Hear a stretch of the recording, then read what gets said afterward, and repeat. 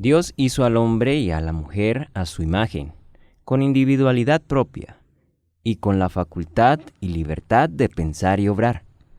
Aunque los creó como seres libres, cada uno es una unidad indivisible de cuerpo, mente y espíritu, que depende de Dios para la vida, el aliento y todo lo demás. Cuando nuestros primeros padres desobedecieron a Dios, negaron su dependencia de Él y cayeron de la elevada posición que ocupaban bajo el gobierno de Dios. La imagen de Dios en ellos se desfiguró y quedaron sujetos a la muerte. Sus descendientes participan de esta naturaleza caída y de sus consecuencias. Nacen con debilidades y tendencias hacia el mal. Pero Dios, en Cristo, reconcilió al mundo consigo mismo y, por medio de su Espíritu Santo, restaura en los mortales penitentes la imagen de su Hacedor. Creados para la gloria de Dios, se los llama a amarlo a Él y a amarse mutuamente y cuidar del ambiente que los rodea. En este capítulo aprenderemos a la luz de la Biblia sobre la naturaleza humana. Bienvenidos. Las palabras forman conceptos, y los conceptos ideas, y las ideas creencias.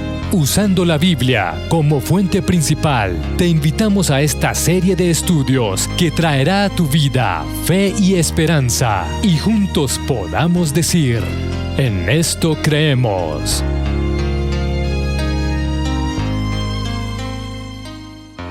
Pastor Francisco, gracias por acompañarnos. El gusto es mío, Camilo.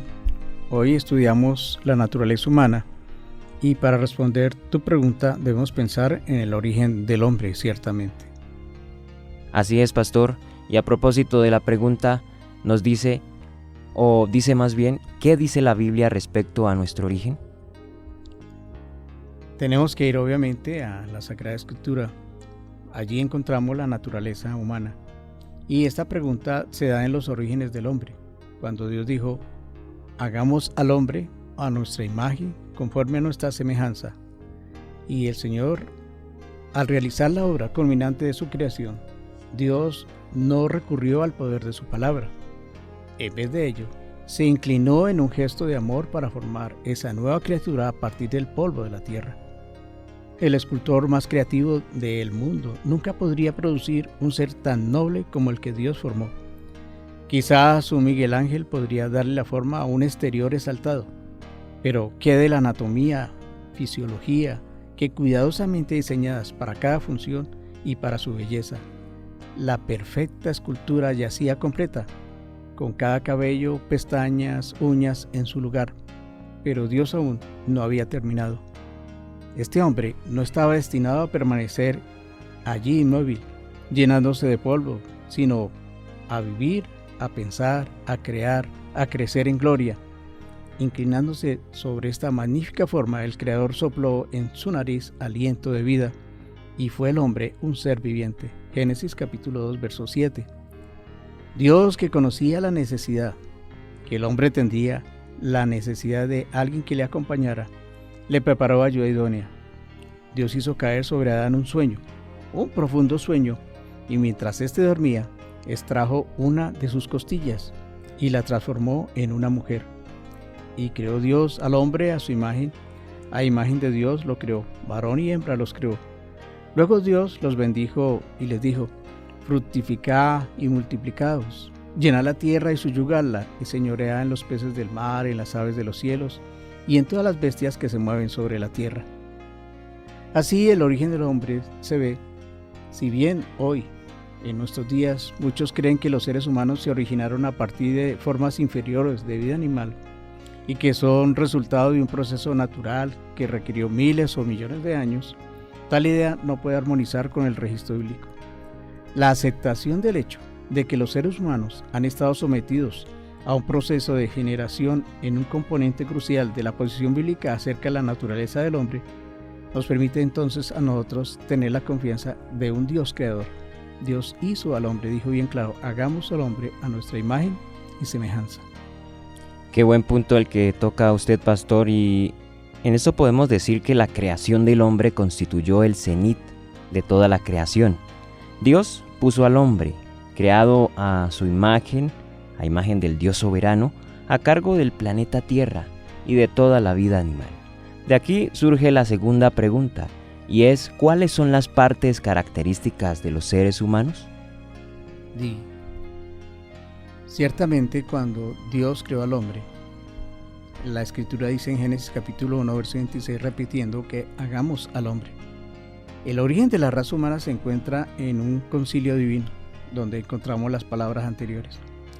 La forma plural del verbo hacer se refiere a la deidad trinitaria, Dios el Padre, Dios el Hijo y Dios el Espíritu Santo. Eso lo vemos bien claro en el capítulo 2 del libro de Génesis. Ahora, de común acuerdo, entonces, Dios comenzó a crear el primer ser humano, Génesis capítulo 1, verso 27. ¿Y de dónde lo creó? Pues del polvo de la tierra. Dense cuenta que con las demás cosas que Dios creó, las aves, las plantas, fue con el poder de su palabra. Pero para crear al hombre lo formó del polvo de la tierra, es decir, utilizó materia. Dios formó al hombre del polvo de la tierra, Génesis capítulo 2, verso 7, usando materia preexistente, pero no otras formas de vida, como animales marinos o terrestres. Hasta que no hubo formado cada órgano y lo hubo colocado en su lugar, no introdujo en él el aliento de vida, que hizo que el hombre se volviera una persona viviente. En segundo lugar, el hombre fue creado según el modelo divino. Dios creó a cada uno de los otros animales, peces, aves, reptiles, insectos, mamíferos, etc., según su especie, según Génesis capítulo 1, verso 21. Cada especie tenía una forma típica y la capacidad de reproducir su propia especie. Ahora, en tercer lugar, el hombre, sin embargo, fue creado según el modelo divino y no según modelos del reino animal. Y Dios dijo: hagamos al hombre a nuestra imagen, conforme a nuestra semejanza. Génesis capítulo 1, verso 26. Existe una separación muy bien definida entre los seres humanos y el reino animal. El registro genealógico de Lucas, al describir el origen de la raza humana, expresa esta diferencia con sencillez, pero de una forma profunda. Lucas capítulo 3, verso 38. Adán, hijo de Dios. Así que nosotros somos hijos de Dios, no venimos del mono. Dios no utilizó un mono para después crear al hombre, no. Dios creó el polvo de la tierra, creó los demás animales con el poder de su palabra. Por eso la Escritura dice que el verbo vino en carne de esta tierra. Y la palabra verbo es palabra de Dios. Y al venir a esta tierra, entonces nosotros los seres humanos somos hechos a imagen y semejanza de Dios. Interesante, pastor, lo que usted dice, porque hay mucha controversia y durante el tiempo se hace alusión a eso, ¿no? Que el hombre viene del mono. Pero hablando del aliento de vida, podemos ver en Génesis 7, 15 y 22 que nos dice: el aliento de vida no se limita a la gente. Toda criatura viviente lo posee. La Biblia, por ejemplo, atribuye el aliento de vida tanto en los animales que entraron en el arca de Noé como en los que no lo hicieron. De aquí sale nuestra tercera incógnita, porque las personas aún no tienen claridad respecto al término alma. ¿Por qué el alma y el espíritu no son lo mismo? Bien, tenemos que ver cuáles son las partes y las características del ser humano. ¿Cómo está formado el ser humano? Sabemos que hay varios componentes independientes, como un cuerpo, un alma y un espíritu. El aliento de vida que Dios dio formó al hombre del polvo de la tierra y sopló en su nariz aliento de vida, y fue el hombre un ser viviente. Mientras estuvo ahí formado con la arcilla y la forma de ser humano y todos los componentes que Dios había creado, era nada. Pero para que tuviera vida fue el soplo de Dios el que le dio vida, y entonces se convirtió, dice allí Génesis capítulo 2, verso 7, el hombre se volvió un ser viviente gracias al soplo de vida de Dios. Cuando Dios transformó los elementos de la tierra en un ser viviente, sopló el aliento de vida en los pulmones del cuerpo inerte de Adán. Y es así entonces que por hoy entendemos que este aliento de vida es el soplo del omnipotente que da vida. Job dice en el capítulo 33, verso 4, es la chispa vital. Estamos vivos por eso, porque Dios nos ha dado ese soplo de vida. Esto podríamos compararlo con las corrientes eléctricas que, cuando corren a través de diversos componentes eléctricos, transforman un panel gris e inerte de vidrio en una caja, convirtiéndolo en un ambiente coordinado de colores y acción. O al encender un televisor a colores, la electricidad produce sonido y movimiento donde antes no había nada. Necesitan energía. Hoy necesitamos nosotros ese soplo que Dios ha dado. Esa vitalidad que tenemos viene y proviene de Dios.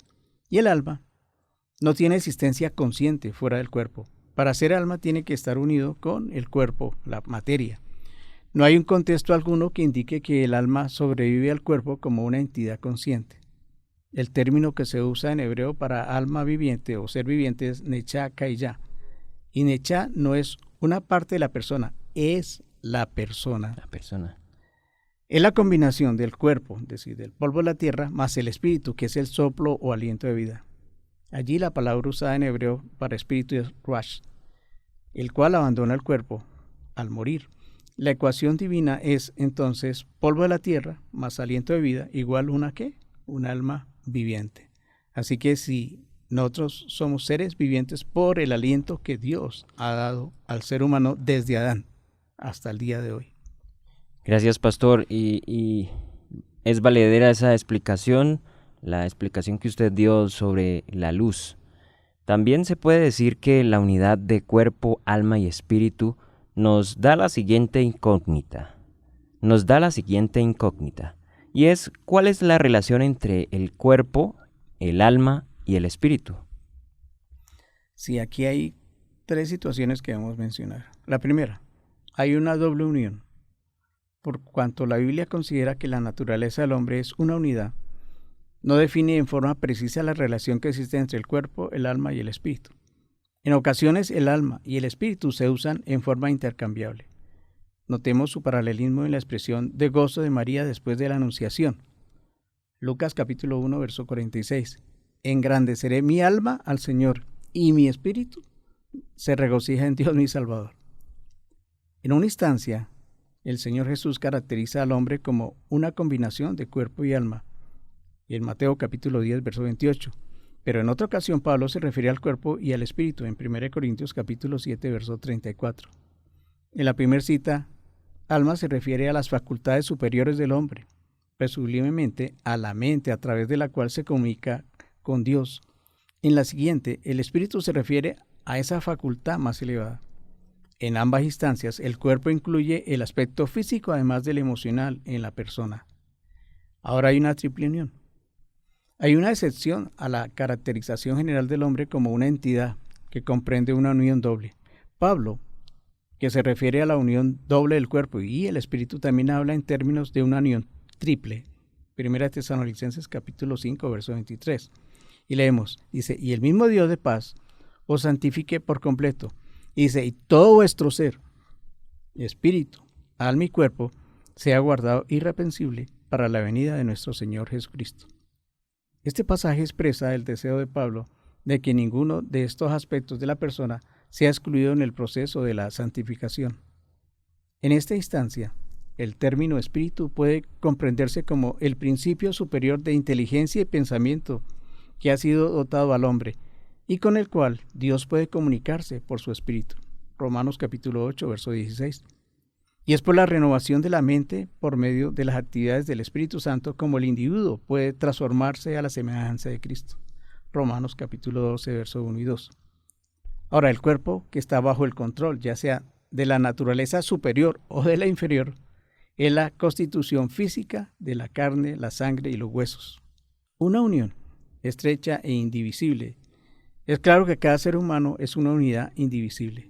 El cuerpo, el alma y el espíritu funcionan en estrecha cooperación, revelando una relación intensamente interdependiente entre las facultades espirituales, mentales, físicas de una persona. Las deficiencias es un aspecto que estorba a los otros dos. Una mente o un espíritu confuso, impuro y enfermo tendrá un efecto destructivo sobre la salud física, emocional de cada individuo. Lo contrario es también la verdad. Una constitución física débil, enferma o sufriente generalmente afectará en forma negativa nuestra salud emocional y espiritual. El impacto que las facultades tienen unas sobre otras significa que cada individuo tiene una responsabilidad que Dios mismo le ha asignado en el sentido de mantener sus facultades en la mejor condición posible. hacer eso constituye una parte vital del proceso de ser restaurados a la imagen del Creador. Por eso entonces somos, como lo decía el apóstol Pablo, ¿no? No solamente somos materia, sino espíritu, alma y cuerpo que nos permite eso glorificar a Dios. Pero emocionalmente, todo lo que está aquí en la mente permite que pueda controlar lo demás. Vean, nosotros, a diferencia del simio, del mico que dice que descendemos de él, nosotros tenemos este hueso que se llama el frontal. Y aquí en el frontal está la conciencia, es donde nos comunicamos con Dios. Ningún otro ser de los creados por Dios se comunica con Dios, no lo hay. Solamente nosotros los seres humanos tenemos esa capacidad de hablar con Dios y ser influenciados por el Espíritu de Dios. Pero cuando otro ente diferente al poder de Dios mediante el Espíritu Santo se posesiona en nuestra mente, no, el poder de Dios no actúa, porque yo permití la entrada de otros agentes. ¿Y cómo ocurre eso? Pues desafortunadamente hay los medios de comunicación que están haciendo eso, ¿no? Los medios de comunicación son buenos, ¿no? Pero también pueden ser utilizados por el enemigo para el mal. Sí. La música, las películas, la pornografía, todo eso que entra por los ojos y por los oídos contamina nuestra mente y hace que no queramos saber de la palabra de Dios, de que nos estamos alimentando espiritualmente, emocionalmente. Y eso que nos alimentamos va a permitir que nuestro cuerpo también se fortalezca. En definición, pastor, el ser humano es una copia mortal de Dios a la luz de la Biblia. De ahí surge nuestra siguiente pregunta, y es: ¿qué significa que fuimos creados a imagen y semejanza de Dios? Amén, que somos a imagen y semejanza de Dios, ¿cierto? La pareja de seres vivientes que Dios creó en el sexto día de la creación fue hecha, dice Génesis capítulo 1, verso 27, a imagen de Dios. Ahora, ¿qué implica ser creados a imagen de Dios? Creados a imagen y semejanza de Dios. Con frecuencia se sugiere que las dimensiones humanas, morales y espirituales revelan algo acerca de la naturaleza moral y espiritual de Dios. Pero por cuanto la Biblia enseña que el hombre comprende una unidad indivisible del cuerpo, mente, alma, las características físicas del hombre también deben de algún modo reflejar la imagen de Dios. En ocasiones nosotros vemos que alguien se nos acerca y decimos: este es un ladrón, por su forma de vestir, por la expresión de su rostro, ¿cierto? Pero igual también cuando vemos a otra persona podemos deducir que es un hijo de Dios por su manera de vestir, por su forma de mirar, hasta de hablar. Pero, ¿no es Dios un espíritu? ¿Cómo puede un ser espiritual estar asociado con una forma corporal? Hay un breve estudio de los ángeles que revela que, a semejanza de Dios, ellos también son seres espirituales. Sin embargo, siempre aparecen en forma humana, cuando han tenido la oportunidad de hablar, caso como María, con el mismo Moisés. Es posible que un ser espiritual pueda tener un cuerpo espiritual con forma y rasgos definidos. La Biblia indica que algunas personas han visto a Dios o partes de su persona. Moisés, Aarón, Nadab, Abiú y aún los 70 ancianos que vieron a Dios de Israel. Éxodo capítulo 24, verso 10. En su encuentro con Moisés en el Sinaí, Dios, si bien rehusó mostrar su rostro, después de cubrir a Moisés con sus manos, le permitió contemplar sus espaldas. Éxodo capítulo 33, verso 20 al 33. Y una vez que ocurrió esto, cuando él se presentó ante el pueblo, la gente le decían a él: cubre tu rostro, porque la gloria de Dios había tocado solamente la espalda, la cara y el cuerpo de Moisés. Dios se le apareció también a Daniel en una visión en la escena del juicio final, mostrándose como el anciano de días, sentado en un trono. Daniel capítulo 7, versos 9 y 10.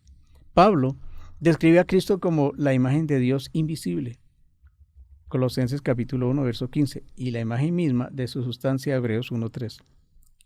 Así que el hombre fue creado por varias cosas que vamos a ver a continuación. El hombre fue creado en primer lugar para establecer relaciones con sus semejantes. Dios dijo: mira, no es bueno que el hombre esté solo. Génesis capítulo 2, verso 18. Dice que creó a Eva. No sabemos cuánto tiempo pasó después de que Dios creó al hombre, pero una de las primeras tareas que lo puso fue colocar nombres a los animales. Y hasta el día de hoy, esos son el gallo y la gallina. Y con él, pero comenzó a ver esa diferencia de uno y bueno, ¿y la mía dónde está? Y entonces dice: el Señor claro en Génesis 2:18. No es bueno que el hombre esté solo. Así que con los tres miembros de la deidad se hallan unidos en una relación de amor. También nosotros fuimos creados para gozar de la comunión que es posible en la amistad o el matrimonio. Al entrar en esta clase de relaciones, tenemos la oportunidad de vivir por los demás. Ser genuinamente humano significa estar orientado hacia una relación. Ya dice la Escritura, el que no ama no ha conocido a Dios, porque Dios es amor. Y en una relación donde no está Dios, no va a haber amor. Por eso muchos hoy tenemos problemas en el hogar, porque hemos sacado a Dios de nuestras familias. Y queremos dar amor, pero si no tenemos el amor de Dios, no somos capaces de dar amor a un ser humano. Primero tenemos que aprender a amar a Dios sobre todas las cosas. Ahora, segundo, ¿el hombre fue creado para qué? Fuimos creados para ser mayordomos del ambiente. Dios dijo, mira, hagamos al hombre a nuestra imagen y conforme a nuestra semejanza, y señoree en los peces de la mar, en las aves de los cielos, en las bestias, en toda la tierra, en todo animal que se arrastra sobre la tierra. Génesis capítulo 1, verso 26. En este pasaje, Dios menciona en la misma frase la imagen divina del hombre y su dominio sobre la creación inferior. Los animales es una creación inferior. Nosotros somos, dice aún más la Escritura, casi un poco menor que los ángeles. El hombre fue colocado sobre las órdenes inferiores de la creación en calidad de representante de Dios. ¿Qué más? Decimos ahora que el hombre fue creado y fuimos creados para imitar a Dios. Y como seres humanos debemos actuar como Dios, porque fuimos hechos para ser como Dios, no dioses. Recordemos eso, ¿no? Porque hoy hay una idea por allí que nosotros somos dioses. Cada uno de nosotros somos. No. Dios nos creó para imitar a Dios. Pues, así como es Dios, Dios es amor. Eso debe ser el carácter de nosotros. Si bien es cierto que somos humanos y no divinos dentro de nuestro dominio, debemos reflejar nuestro Hacedor en todas las maneras posibles. Dice el cuarto mandamiento y destaca esta obligación. Debemos seguir el ejemplo de nuestro Creador, trabajando los primeros 6 días de la semana, reposando el séptimo día. Éxodo capítulo 20, verso 8 al 11. Creados con inmortalidad condicional. En la creación, nuestros primeros padres recibieron la inmortalidad. Si bien su disfrute de ella estaba condicionado a una obediencia, como tenían acceso al árbol de la vida, habían sido destinados a vivir para siempre. La única forma en que podían poner en peligro su estado de inmortalidad era la transgresión del mandamiento que les había dicho de no comer del árbol del conocimiento del bien y del mal. Y la desobediencia los conduciría entonces a la muerte. Génesis capítulo 2, verso 17. Allí entonces comienza el problema del planeta Tierra, la desobediencia, el no creer en la palabra de Dios. Y esa desobediencia ha conducido a la humanidad a la muerte.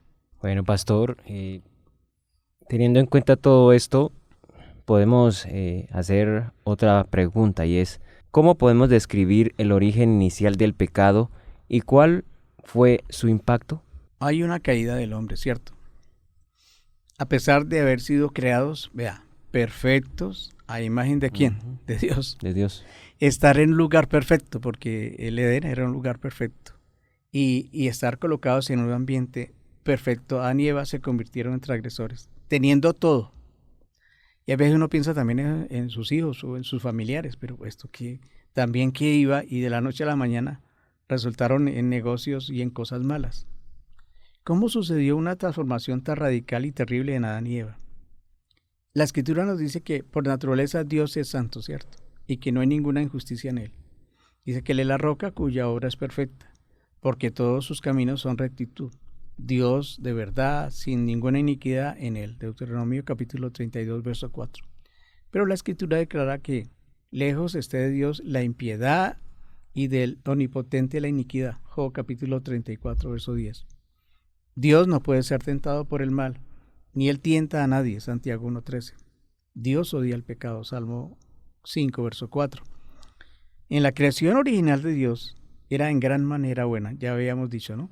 Hombres perfectos, lugar perfecto, Dios perfecto.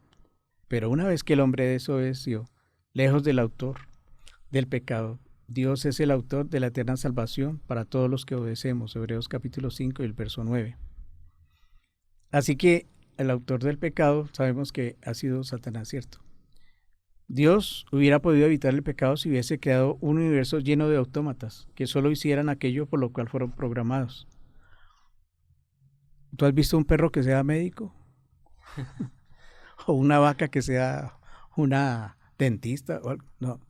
Ellos fueron creados para ser perros, gatos, vacas, eso. Pero el ser humano, Dios nos ha dado una facultad tan interesante que no somos autómatas, somos lo que llamamos el libre albedrío. Y usted puede escoger.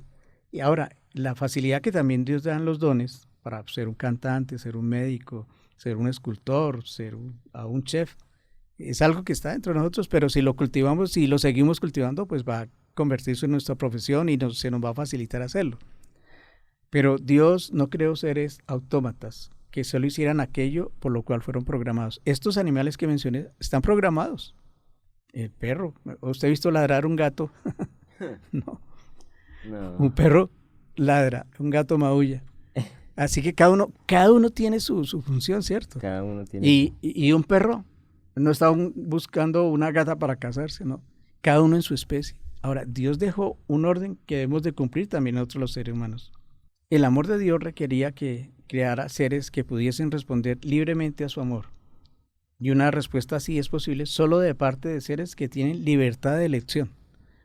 Satanás tuvo también su libre elección en el cielo, pero ya cuando no se los aguantaron más fueron tirados y desafortunadamente llegaron aquí a la tierra recién creada, donde Adán y Eva eran inocentes. Ellos no sabían nada de esa situación, de que había una guerra, una situación así difícil en el tercer cielo. Pero Satanás sabía que recién creados él podía engañarlos. Así que la decisión de proveer su creación con esta clase de libertad significaba, sin embargo, que Dios debía arriesgarse a que algunos de estos seres creados se apartaran de él. Desgraciadamente dice que Lucifer, un ser de elevada posición en el mundo angélico, se volvió orgulloso. Ezequiel capítulo 28, verso 17. Estaba descontento con su posición en el gobierno de Dios. Comenzó a codiciar el lugar que le correspondía a Dios. Isaías 14, verso 12. Y en un intento de obtener el control del universo, este ángel caído sembró la semilla del descontento entre sus compañeros y obtuvo la lealtad de muchos ángeles. Y el conflicto celestial que resultó terminó cuando Lucifer, conocido ahora como Satanás, el adversario, y sus ángeles fueron expulsados del cielo. Ahí es el origen. El origen del pecado no fue aquí en la tierra. ¿Fue en dónde? En el cielo. Donde también un Lucifer, creado en hermosura, pero ¿qué pasó? Deseó el puesto de Dios. Y como dijiste también, la desobediencia, ¿no? No. Y llegó a meterle eso en la cabeza a los demás ángeles. No, es que Dios es un Dios injusto. ¿Para qué le obedecemos? Todo lo que Él dice de sus mandatos, eso es para que nosotros suframos. Hablándolo en términos de esta época, quizás infestó con el virus a los demás. Así es. Y es interesante que lo dices, porque nosotros, esta parte del universo, de esta galaxia, está en cuarentena. En cuarentena. Nosotros estamos en cuarentena por causa del pecado. Los demás mundos nos pueden ver, pero nosotros no. Ha sido velado eso. El hombre va hasta donde Dios permite. Él puede mandar naves y decir que no, se van hasta los... No, está hasta donde Dios permite. Pero nuestro planeta y este sistema en que estamos nosotros está en cuarentena por causa del pecado. Pero el pecado se originó ¿en dónde? Allá en el cielo. Y luego vino aquí a la raza humana. Así que el origen del pecado en la raza humana se inició por Adán y Eva. Sin dejarse conmover por su expulsión del cielo, dice que Satanás decidió engañar a otros para que se unieran en su rebelión contra el gobierno de Dios. Y ahora su atención se dirigió a la recién creada raza humana. ¿Qué podía hacer para que Adán y Eva se rebelaran? Vivían en un mundo perfecto, como dijimos ahora, en el cual su creador había provisto todas sus necesidades. ¿Cómo podrían ser inducidos a sentirse descontentos y desconfiar del ser que era la fuente de su felicidad? El relato del primer pecado nos da la respuesta. En un asalto a los primeros seres humanos, Satanás decidió tomarlos desprevenidos. Se acercó a Eva cuando ella estaba próxima al árbol del conocimiento del bien y del mal. Dios le había dicho a Eva que no se separara de Adán. Y ahora que estaba lejos y mirando el árbol, muy hermoso, Satanás llegó disfrazado de serpiente y le hizo la pregunta acerca de la prohibición divina de comer del árbol. Cuando Eva afirmó que Dios había dicho que si comían del árbol morirían, Satanás entonces contradijo la prohibición, esa prohibición divina, diciendo, no moriréis. Y entonces despertó la curiosidad de la mujer, sugiriendo que Dios estaba procurando impedir gozar de una maravillosa y nueva experiencia, la de ser como Dios, según Génesis capítulo 3, verso 4. Y dice que inmediatamente se arraigó la duda acerca de la palabra de Dios. Eva comenzó a dudar de la palabra de Dios. Eva se dejó cegar por las grandes posibilidades que parecía ofrecer la fruta. La tentación comenzó a atacar su mente santificada. La creencia en la palabra de Dios ahora se transformó en una creencia en la palabra de Satanás.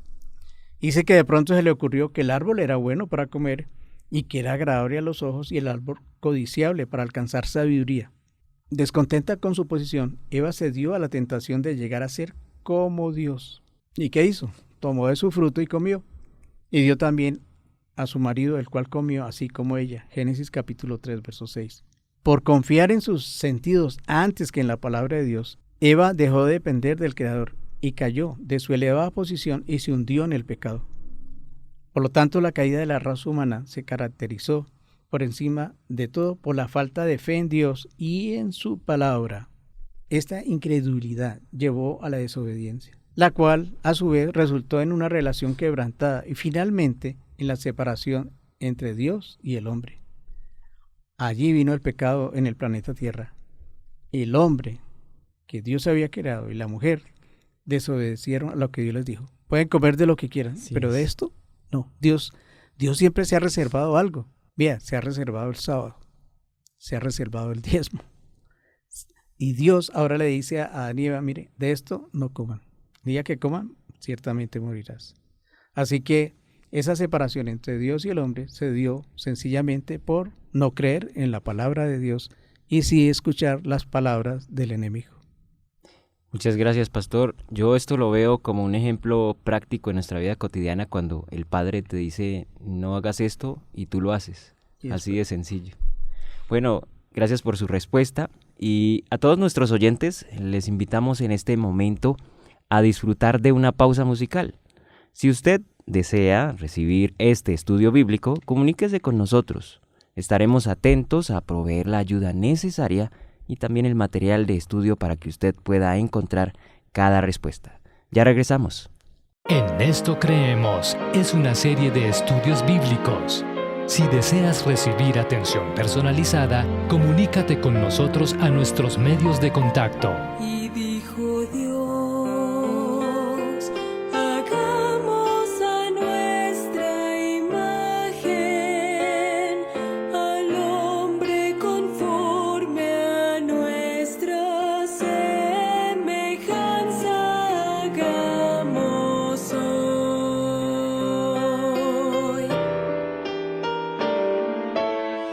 Tomó el polvo entre sus manos, esbelta forma quiso hacer, y en un hombre hizo un linaje, la obra magna de la creación.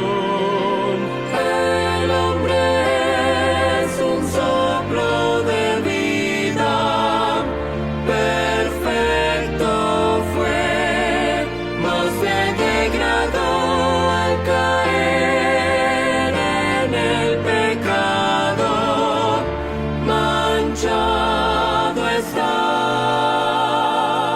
mas Cristo otra vez le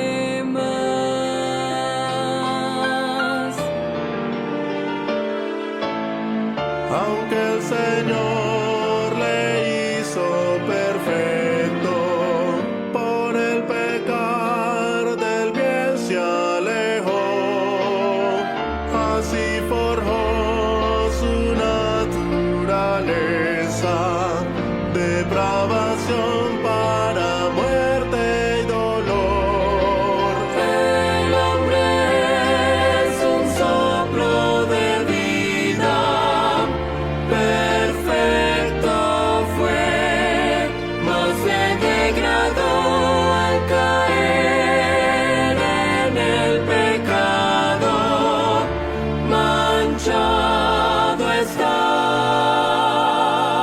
mas Cristo otra vez le restaurará.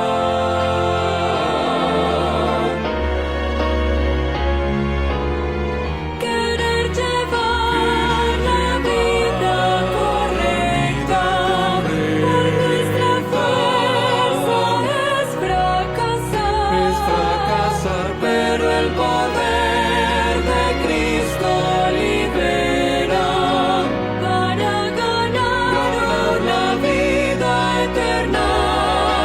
El hombre es un soplo de vida, perfecto fue, mas se degradó al caer en el pecado, manchado está,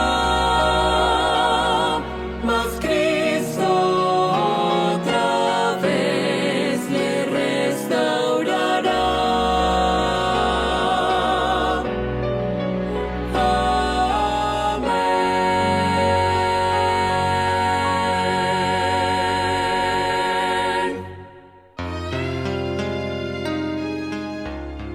Gracias por seguir con nosotros y podemos notar que en la cruz los seres humanos asesinaron a su creador, cometiendo así el parricidio culminante. Pero Dios no ha dejado a la humanidad sin esperanza. De allí surge la pregunta, ¿cuán grande es la depravación de la humanidad?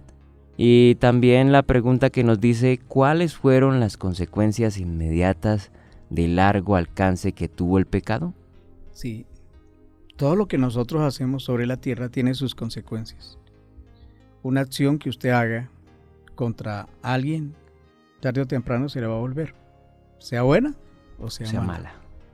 Pero como cristianos hacemos las cosas no para que nos vean o para que eso se retorne bien nuestro, ¿cierto?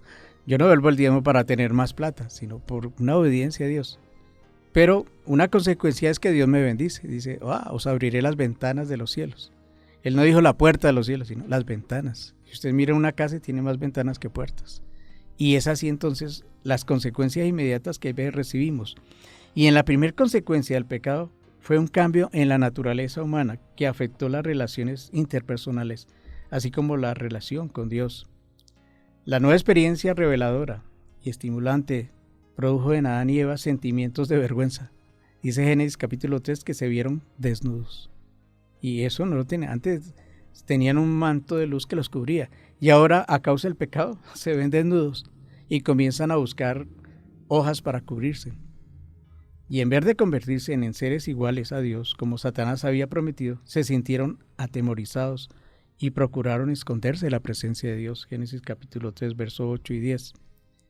Pero cuando Dios interrogó a Adán y Eva acerca de su pecado, en vez de admitir su falta, como lo hacemos nosotros hoy día, no, es que no, eso no es culpa, siempre vamos a echar la culpa a otro.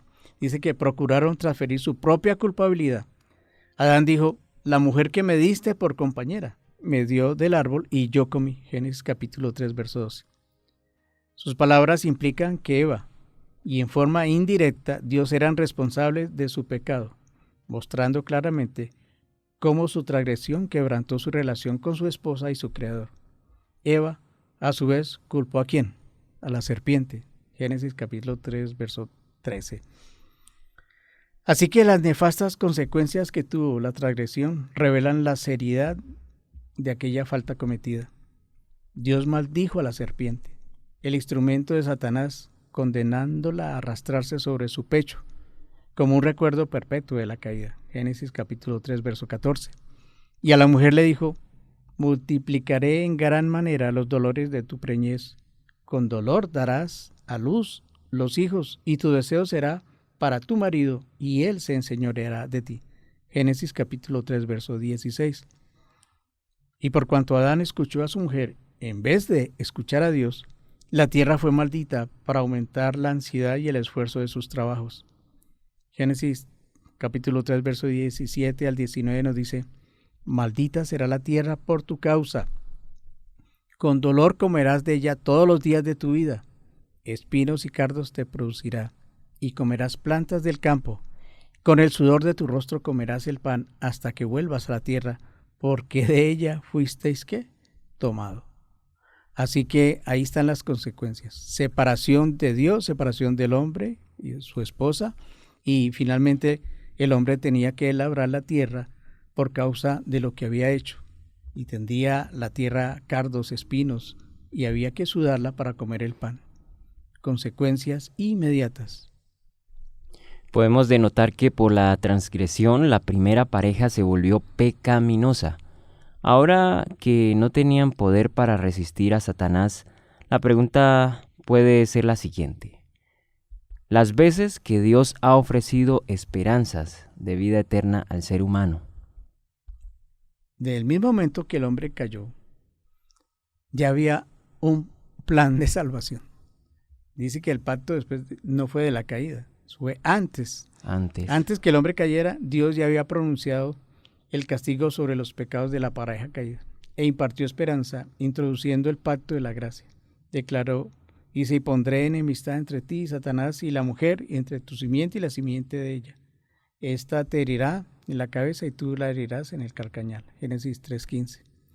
El mensaje de Dios produjo ánimo, porque anunció que si bien Satanás había hecho caer bajo sus encantamientos a la humanidad, por último sería derrotado. El pacto fue hecho entre Dios y la humanidad. Primero, Dios prometió concedernos, por medio de su gracia, una defensa contra el pecado. Haría nacer el odio contra la serpiente y la mujer, entre los seguidores de Satanás y el pueblo de Dios. Esto interrumpiría la relación entre el hombre y Satanás y abriría el camino para renovar la relación con Dios. Y así ha sido a través de los siglos, y continuará la guerra entre la Iglesia y Dios y Satanás mientras exista esta tierra en pecado. El conflicto alcanzaría su culminación en la muerte del Señor Jesucristo, la personificación predicha de la simiente de la mujer, y en el Calvario, Satanás fue derrotado. A pesar que la simiente de la mujer fue herida y logró derrotar al autor del mal, sabemos que el Señor Jesucristo murió, pero resucitó. Y al resucitar, pues, nos da vida eterna a nosotros. Dios establece un pacto antes de la creación. Y el pacto de la gracia no se desarrolló después de la caída. No, la Escritura señala que aún antes de la creación, los miembros de la deidad habían pactado entre ellos rescatar la raza si caía en pecado. Pablo dice que Dios nos escogió en Él, al Señor Jesucristo, antes de la fundación del mundo, para que fuésemos santos y sin mancha delante de Él, en amor, habiéndonos predestinado para ser adoptados hijos suyos por medio del Señor Jesucristo, según el puro afecto de su voluntad, para la alabanza de la gloria de su gracia. Efesios capítulo 1, versos 4 y 6. Desafortunadamente, la humanidad rechazó este magnífico pacto de gracia tanto antes del diluvio como después del mismo diluvio. Cuando Dios ofreció nuevamente el pacto, lo hizo por medio de Abraham. Nuevamente afirmó la promesa de redención. Génesis capítulo 22, verso 18 dice: en tu simiente serán benditas todas las naciones de la tierra, por cuanto obedecisteis a mi voz. Y ahí está la clave: obediencia. Obediencia a lo que Dios dice. Vea, si Dios dice por acá, ¿por qué nosotros decimos no, por allá? Si el Señor nos dice no coman esto, y nosotros decimos no, pero si esto es tan rico. Vea, Dios que nos hizo sabe qué es lo que nos sirve y qué no nos sirve. Si soy obediente a la palabra de Dios, mi camino será mucho mejor. Van a haber dificultades, obviamente, porque el diablo no va a querer que seamos siempre felices. Él busca la manera de desalentarnos y hacer que reneguemos contra Dios. Pero dice Romanos capítulo 8, verso 23, que los que aman a Dios, todas las cosas nos ayudan a bien. Así que si somos obedientes, ese problema que viene, Dios lo convierte en una bendición finalmente. Y así lo hizo con Adán y Eva. Se nos menciona que cualquier persona en el mundo puede experimentar las promesas del pacto de salvación si cumple con la condición de Gálatas 3:39. Si vosotros sois de Cristo, Ciertamente linaje de Abraham sois y herederos según la promesa. Así que la obediencia está enmarcada para este tiempo nuestro, como lo fue para Adán y Eva. El pacto de gracia que hizo el Señor para que nosotros podamos tener vida eterna, se vino a esta tierra el Señor como hombre, murió, resucitó, pero está pronto a venir nuevamente a esta tierra. Bueno, pastor, y para cerrar, tenemos una pregunta más. ¿Cuándo y dónde cumplió Jesús su promesa de ser el fiador de la humanidad en el pacto? El texto de Juan capítulo 19, verso 30 nos dice que cuando el Señor Jesús hubo tomado el vinagre, dijo, consumado es. Y dice, y habiendo inclinado la cabeza, entregó el Espíritu. Ese pacto que había mencionado lo cumplió allí en la cruz. Murió por ti y por mí. Y ninguna otra persona puede morir por nosotros. Solamente lo ha hecho el Señor Jesucristo. Ningún ángel podía hacerlo, ningún ser humano, solamente Dios. Y Él lo hizo. Y una vez que lo hizo, dice que entregó su espíritu, pero después ¿qué? Resucitó, dice la Escritura, al tercer día. Es inconmensurable lo que ofrece este pacto a los que lo aceptamos. Por medio de la gracia de Dios, nos ofrece el perdón de nuestros pecados. Ofrece la obra del Espíritu Santo, quien se compromete a escribir los 10 mandamientos en el corazón y restaurar en nosotros los pecadores arrepentidos la imagen de nuestro Hacedor. Jeremías capítulo 31, verso 33. La experiencia del nuevo pacto y el nuevo nacimiento trae a nuestra vida la justicia de Cristo y la experiencia de la justificación por la fe. Hoy por hoy tenemos entonces que gracias a Dios somos hechos a imagen y semejanza de Dios. Nosotros los seres humanos vamos a ser nuevamente restaurados para vivir la eternidad. Fuimos hechos para vivir una eternidad, pero por la desobediencia no se pudo cumplir esto. Pero ahora al venir el Señor Jesucristo, morir por nosotros, resucitar y volver pronto en gloria y majestad, permitirá que este cuerpo corruptible, mortal, sea vuelto inmortal y podamos vivir por la misma eternidad. Gracias, pastor, por sus respuestas, y queremos dejar, como de costumbre, a cada uno de nuestros oyentes unas preguntas para meditar y aplicar. ¿Cuánto valor tienes para Dios? Basado en lo estudiado, ¿cómo explicas a alguien que el alma no tiene existencia consciente fuera del cuerpo? ¿Qué cambios deben ocurrir en tu vida para reflejar la imagen de Dios? Ora agradeciendo a Dios por el pacto de gracia y misericordia que ha provisto para tu vida. Nos escuchamos en una próxima entrega y recuerda que en esto creemos. Bendiciones. Las palabras forman conceptos, y los conceptos ideas, y las ideas creencias. Usando la Biblia como fuente principal, te invitamos a esta serie de estudios que traerá a tu vida fe y esperanza, y juntos podamos decir, en esto creemos.